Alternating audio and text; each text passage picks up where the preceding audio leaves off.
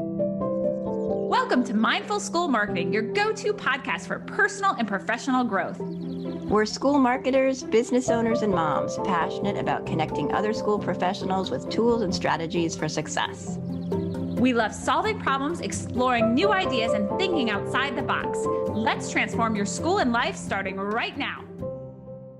Transform your school's admissions and marketing with Inquiry Tracker, the ultimate solution for managing inquiries seamlessly. Discover how you can make your admissions process more efficient and effective with this leading solution. Welcome to Mindful School Marketing. I'm Aubrey Bursch. And I'm Tara Clays. Today we're joined by Evan J. Harris. Evan Harris is the founder and president of Pathos Consulting Group. With over a decade of experience as an English teacher and administrator, he holds a master's in private school leadership from Teachers College and has furthered his studies in tech ethics at Stanford's Human-Centered AI Institute. At Pathos, Evan focuses on empowering independent schools by helping staff departments integrate AI tools effectively, balancing efficiency with ethical responsibility. Welcome, Evan. We're so glad to have you here today. Yeah, thank you so much for having me. I've been looking forward to this for a while, so I'm very excited to get started. I can't tell you how excited I am for this conversation, Evan. I am so excited. We're going to talk about AI. We're going to talk about all sorts of amazing things. But before we get, really dive in, I'd love for you to share how you became interested in AI ethics and applications specifically for independent schools. Yeah, so, I think that probably goes back to that Klingenstein experience, which is, if you know anything about it, a program that tends to produce a lot of like heads of school, and people who are very ambitious tend to get into that program. I think I knew pretty early on that that wasn't my track, but I did want to make a difference in some way in the independent school world. And then I think when ChatGPT hit, 2 years ago, I just thought, oh, this is my moment. This is going to really shift things. And there has to be some connective tissue between this emerging tech and what we know about independent school operations and really good pedagogy. And so maybe I could kind of come into that niche.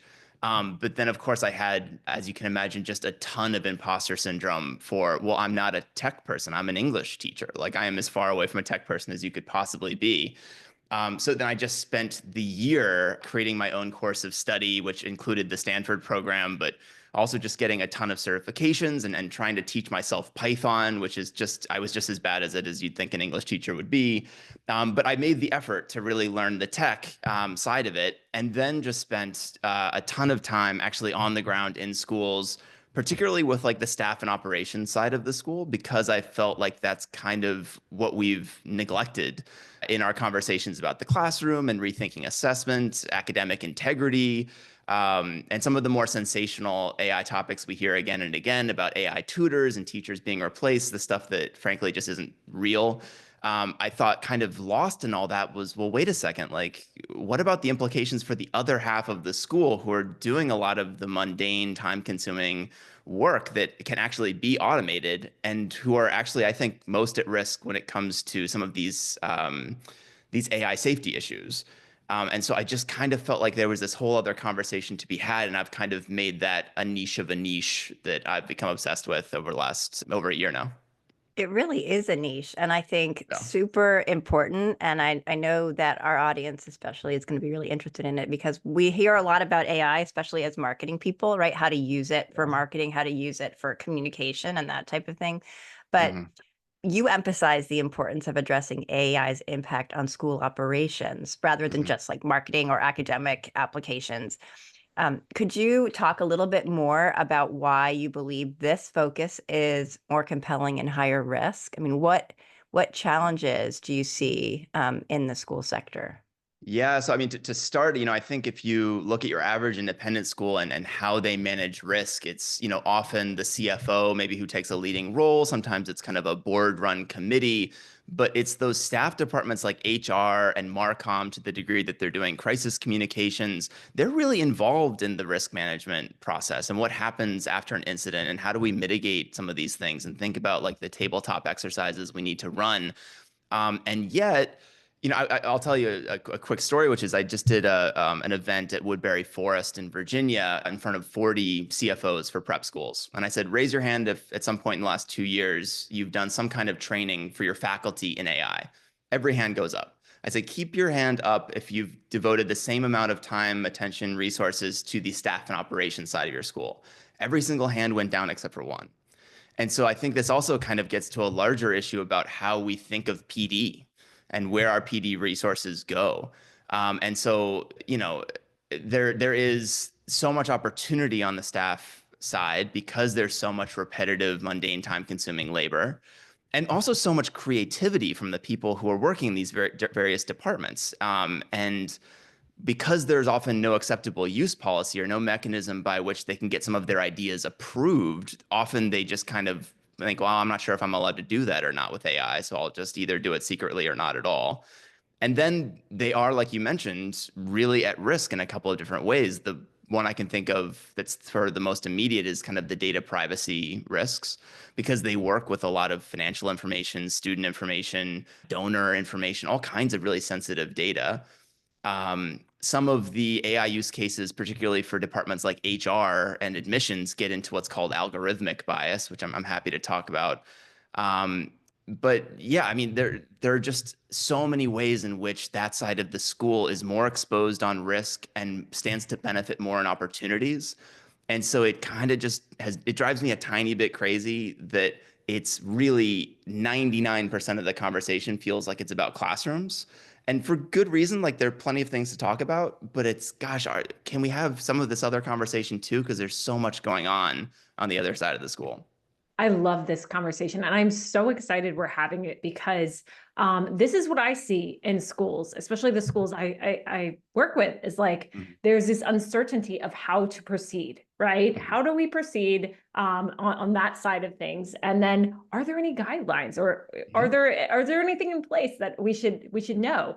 And there is such opportunity there. Anyone who's like really dived into AI knows that the opportunity is there to streamline so many things. So I'm curious, like if we could dive a little bit deeper into that data privacy and including personal identifiable information in school departments like Marcom and admissions, like, can you tell us some common concerns there and how schools can effectively address these issues? Sure. So, I think it probably makes sense just from the 10,000-foot view to outline what's the connection between data privacy and a large language model like ChatGPT, like what's even the connection there. So if you input a prompt or a document into a large language model, there's a very good chance that that information is getting brought into its training set, and that information can then leak out into someone else's conversation, maybe halfway across the world. And so I think a lot of staff at independent schools are somewhat aware of this and kind of have the sense of like, hey, probably not a good idea to put the kid's social security number into the large language model. What they tend to be less aware of is something called the indirect identifier. So in 2000, they did this study at Harvard where they found that the majority of Americans could be identified just using their date of birth and zip code. That more of us than not are unique by those two identifiers. And so the indirect identifier is this idea that two pieces of information, which taken by themselves cannot identify a person, can be used in combination to identify a person. And so we don't necessarily think of that when we're working with data. We think, well, I don't have any names in this. I don't have any, like I said, social security numbers, these things that very obviously seem sensitive. And so it must be okay, not realizing that these pieces of information in combination can be dangerous. I think, one thing that I would recommend for schools just as a really good kind of first step is to work with your tech department to figure out some kind of established procedure for, kind of either accepting or denying AI use cases and new AI tools that people come up with, because your tech department is going to be good at looking at like, okay, what are their data storage procedures? What kind of encryption are they using? Like what kind of access controls exist for this tool? And they're the ones who are maybe in best position to kind of give a thumbs up or a thumbs down on a new tool or idea. But schools are in this position now where they don't want to just say no across the board to everything new, because like I said, people are coming up with great ideas all the time and discovering new tools all the time, but they need some mechanism to stop something bad happening before it happens. And then obviously you need some training for people to even be aware that these issues exist. Yeah, I mean, that training is so key. And I think, you're probably among the few people who are addressing it in this particular way. And there are so many traps and so many cool tools that seem like they'd be fun. And unless you dive in and figure out how they could be problematic. I think a lot of people are nervous about it, and people like me are like gung ho and ready to go for it. So I'm sure you're balancing those different, the different approaches, the different responses to the AI initiatives that are out there.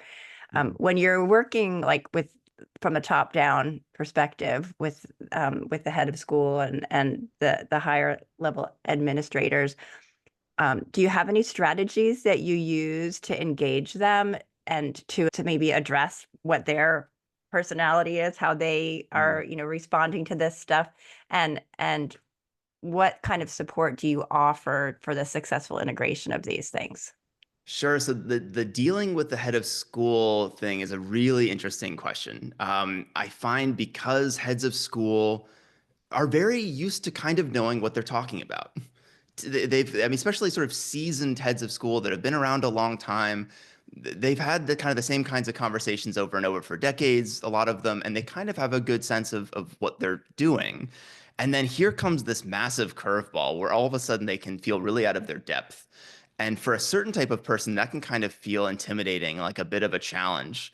And so I think, you know, um, giving them some sense of agency and like we can build a set of strategies that align around their values and their mission, and kind of work backward from there. I find that's actually really an exciting way to start with a new head of school. Is I'll actually say, and you guys might appreciate this as being from Marcom, is I'll start with a press release dated 6 months from now, talking about everything we accomplished in the last 6 months, and create this kind of vision for them of what do we want to be able to say is true at the end of our work together, at the end of this first phase, and give them some agency in crafting that vision together. I think that's a really fun and exciting way to start. I love thinking about this as an organizational development challenge and not just a tech challenge. I think it's one of the things that Marcom can do really, really well is do storytelling. And when we think about storytelling in a school context, it's typically about, how do we tell really great stories to our donors about the impact of their gifts? How do we tell really great stories to prospective families to get them interested and excited about applying here? Rarely is it thought of as an internal tool. And I'm kind of maybe stepping on your next question. I apologize, but you know, people are a lot more willing to go along with the change if there are clear indications that the change is already working. And that's, I think, especially true in an emotionally charged topic like AI. And that's just as true for administrators and heads of school as it is for faculty. So I think that's another piece of it is scoring those early wins and telling those stories internally to kind of build up the sense, oh, there is change coming, but look, it's happening already and the sky isn't falling. It's actually positive. I'm so glad you hit on this. I think this is a really a key thing I hear from schools a lot is, well, how do we talk to our faculty and staff about this? How are we showcasing, that this is working and that's nothing to be scared of and that there's, not going to be this huge negative outcome if we head this way, right? And then there's that piece that you touched on, but there's also I think a lot of fear around getting the buy-in from that external school community, meaning like your parents, like they're part of your community, but like they're not like the faculty and staff. Like, how do we talk about that too? How do we, position your school using AI as a potential positive for parents and even for the external community? I'm curious, like, what are your thoughts on that? And like, what have you seen to be successful or perhaps like, things that schools should consider on that path? Sure. So I love that question. I think one of the main reasons, if not the main reason, that a parent chooses an independent school is safety, right? Physical safety, emotional safety, a certain amount of assurance that things are going to turn out okay for their child. And so much of what we hear from parents when they're stressed is really fear, right? That it's even if it comes out, even if it looks like anger, it's very often fear. Is my child going to be okay? And so I think when it comes to AI, the way that sort of manifests itself is my child going to be prepared? Are you integrating this in such a way that they're going to arrive into college or into their first job with a sense of how to use these tools and how to use them ethically?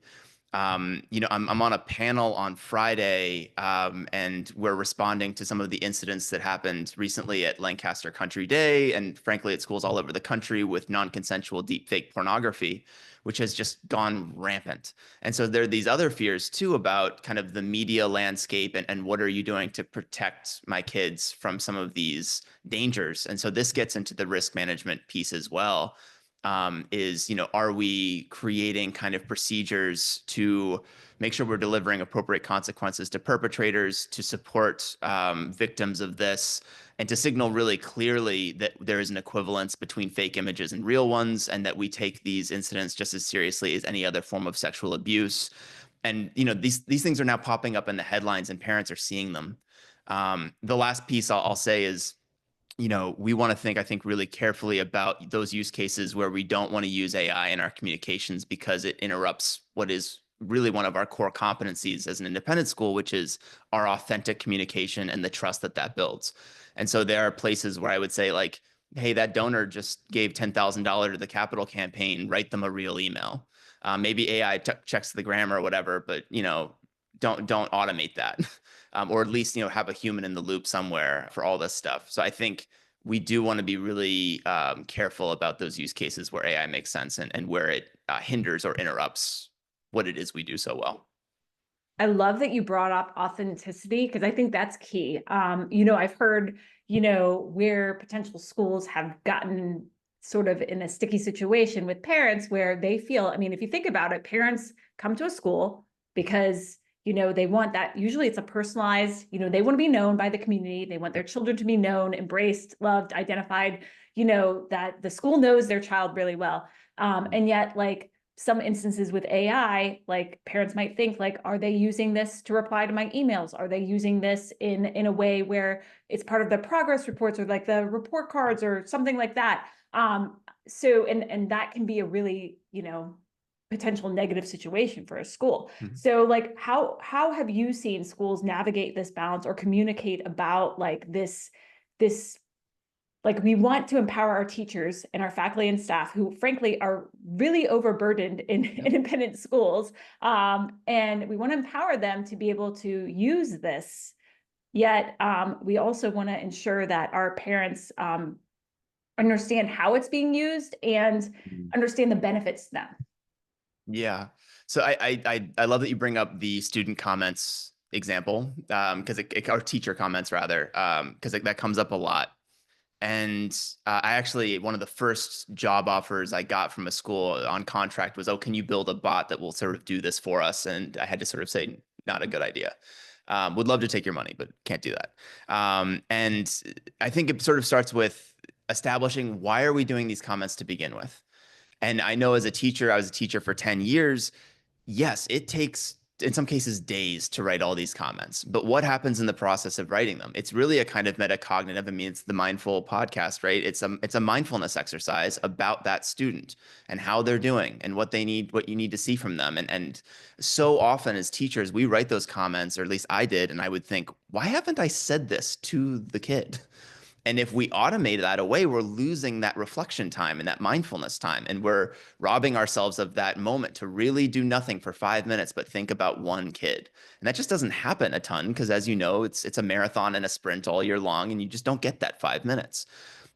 Where AI can be used, it can be used for clarity. It can be used for grammar. It could even be used potentially kind of for tone issues, right? That would happen all the time where a student gets an A, but their comment is really rough, or vice versa. They failed, but the comment's glowing, and it's like, this isn't making sense. There are also teachers, frankly, who don't feel like strong writers. And so they don't all come to the process the same way and might need different types of supports. So I do think there's a place for AI in something like comment writing, but would suggest that it's an opportunity for us to take a step back and say, well, why do we do this in the first place? And how can AI support it without hindering what it is we're actually engaged in here? This is all fascinating to me. I think, I am pretty far away from the parent perspective of this. And so the fact that this is yet another thing that parents are maybe thinking about when the communication is coming to them is fascinating and kind of frightening as well. Like that's where we are, that everybody's questioning the validity or the legitimacy of the messaging that they're getting.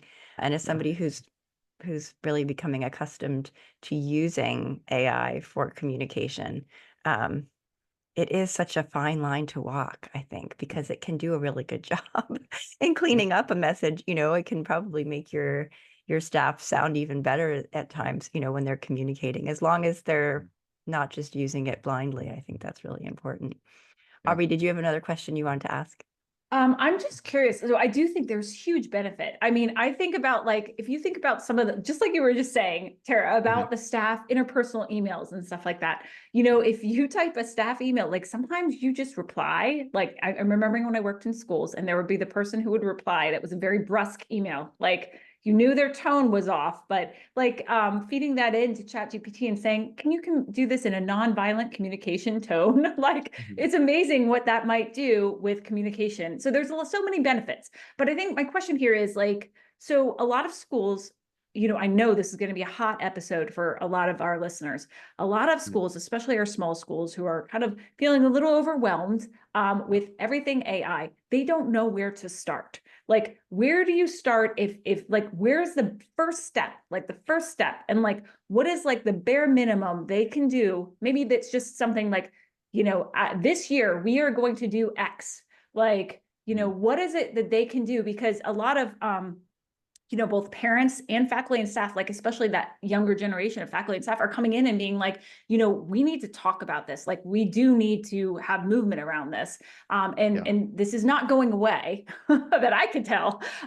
So, what are your thoughts on that in terms of like just starting out? Sure. So, one thing I'll say about the small school that I think is unique to the small school is that I think in some ways they are more vulnerable to some of the AI snake oil. And there's a lot of it, right? And so if you see an application that promises that they can do the work of half the work of your HR department, we can do all the hiring and firing and like resume filtering, like I actually isn't at all ready to do that, right? But if you feel like you are a department of one competing across town, you've got a department of five in your same department, you might feel more willing to sort of believe some of that because it would seem convenient that maybe this AI tech actually really does exist. Um, it's not a fun answer, but I think unfortunately it kind of has to be the answer, which is that the ethics and safety piece is the prerequisite for any of the fun stuff. It just kind of is. And everyone, governmental organizations, NGOs that have studied it, they've all kind of come to the same conclusion. And so I think the first step is just to kind of look at some of these core safety issues. I would start with the data privacy piece. I would look into algorithmic bias a bit, especially if you're thinking about AI being used in admissions or in HR. Those are really sensitive areas for AI. But again, it gets back to this thing about the change management approach and the organizational development approach, which is that scoring some small wins is a really great way to build some momentum. So I'll give you an example specific to Marcom. One of the things I hear from Marcom teams all the time is we like using AI, but it turns out this very bland sounding copy that doesn't reflect our brand voice at all. And your brand voice really needs to be consistent across all these different channels because that's really how you kind of engender a sense of trust and consistency. But you can upload your style guide into a custom GPT that will automatically revise copy for newsletters and social media posts, especially if you have kind of that like, we sound like this, not like this kind of grid within your style guide, as I think a good style guide should. Because especially large teams communicating over a lot of channels, how often are they really consulting the style guide? Probably not as much as they should. So this is a place where AI doesn't kind of rob you of your voice, but could actually keep you on track in terms of staying consistent with your brand voice. So I love that one from Marcom. That's a bot you could build in 5 minutes. It's really easy. Watch a YouTube tutorial about making a custom GPT, upload your style guide, good to go. Yeah, I love that. The style guide idea. I know that ChatGPT, I've played a little bit with creating your own bots and the way that it trains itself just by using it too, right? I mean, the more you use it, the more it learns your tone. If you feed back in, do you feed back in what you've done, what you've Yeah, so it edited out is of their stuff? increasingly has a memory. Yeah. and will remember everything you've said to it, which actually gets pretty creepy. I asked ChatGPT last month to guess my Myers-Briggs personality type based on everything I'd ever said to it, and it guessed correctly, that's weird, right? Like that's weird. I'm pretty sure that's weird. It also, I asked it to do a portrait of me and had never seen a photo of me, and it did it accurately. And I said, "How did you know I was bald?" And it said, "Oh, 9 months ago, you were researching like a razor or something." Oh So my it remembers gosh. everything you've ever said to it. It's a very creepy friend to have. Wow. Amazing. Oh, wow. Well, this has been so fascinating. I want to keep talking, but we are going to move on to a question Sure. about mindfulness and actually No. kind of I wonder if AI itself is mindful. It sounds like it kind of Mm. is, but so we like to talk about mindfulness on this podcast as part of our title.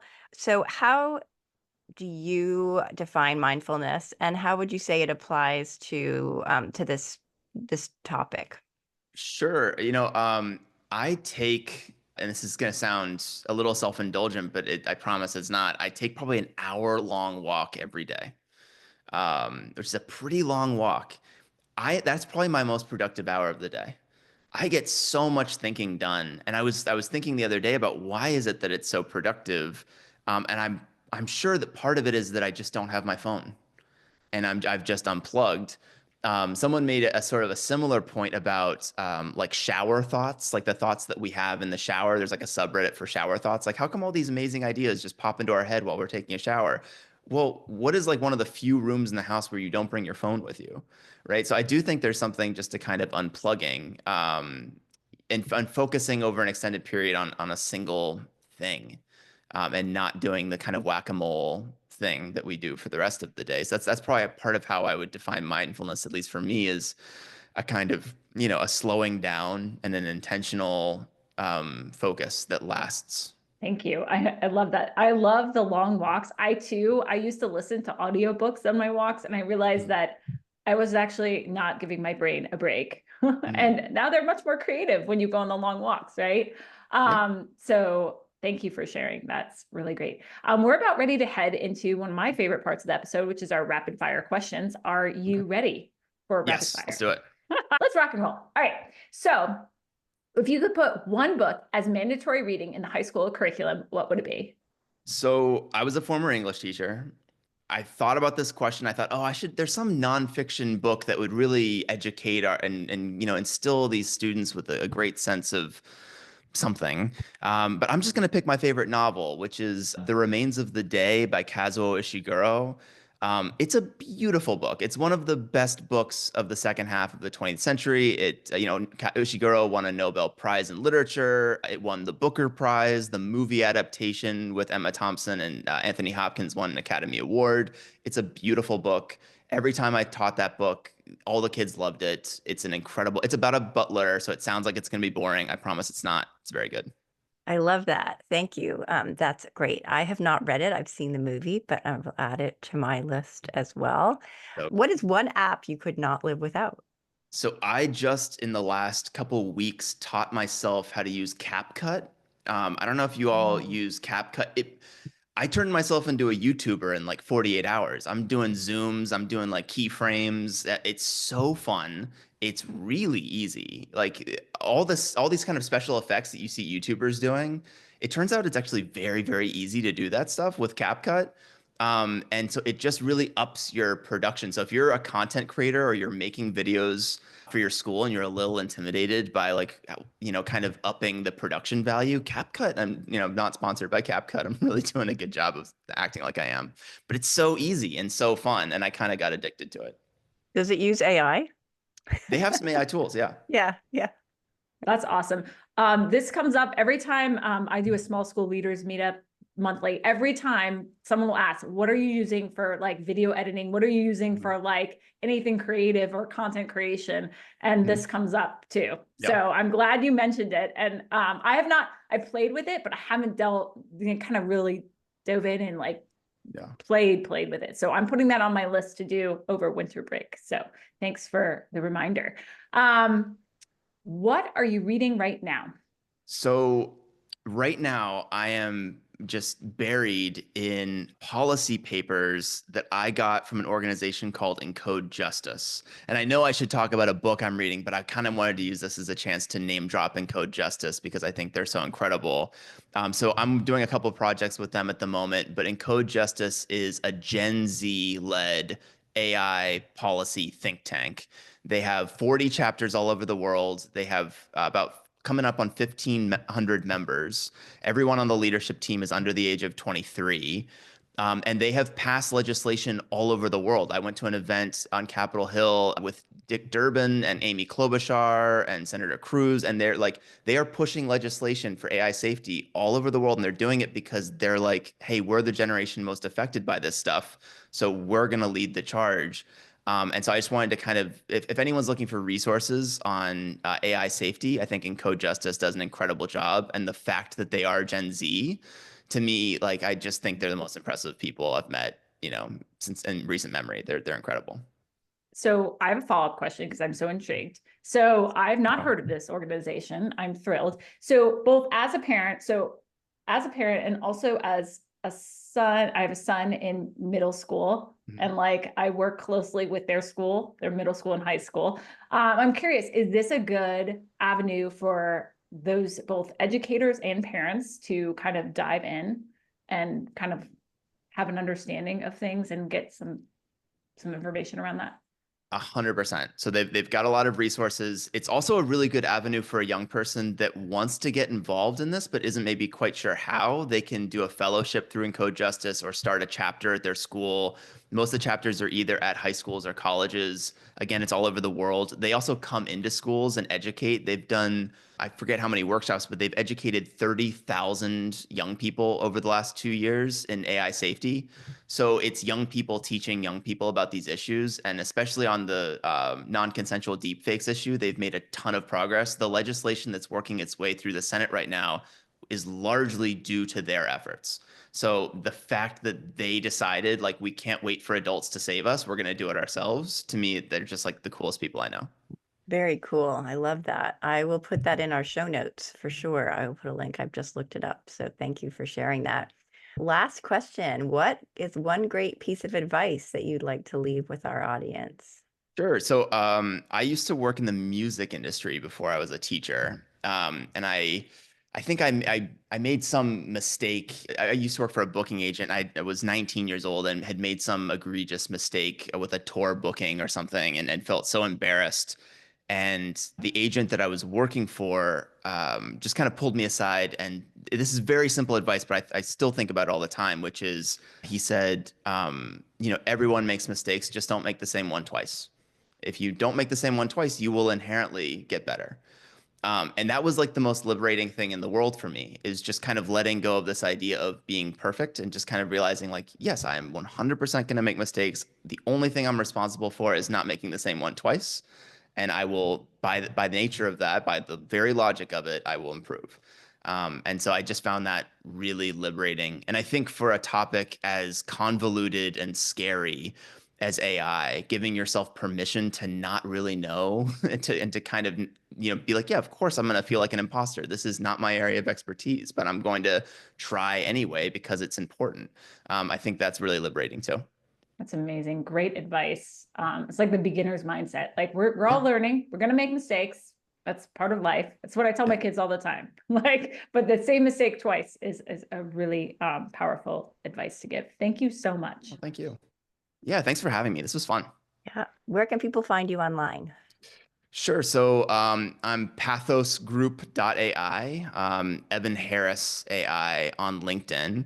And I'm actually working right now with Encode Justice on an online course specifically for independent school staff that covers some of these AI safety issues, because we just kind of felt like it didn't exist and it needed to. And so that should be rolling out, I think, in the next 30 to 60 days. And small schools, we're going to make it almost free for them, just to make sure that no matter what sort of the PD budget is for your school, like, you will have access to this. Great. That's amazing. Wow. Yeah. Much needed and much appreciated. Yeah. Thank you so much. It's been thanks for having great me. chatting with you. Chatting.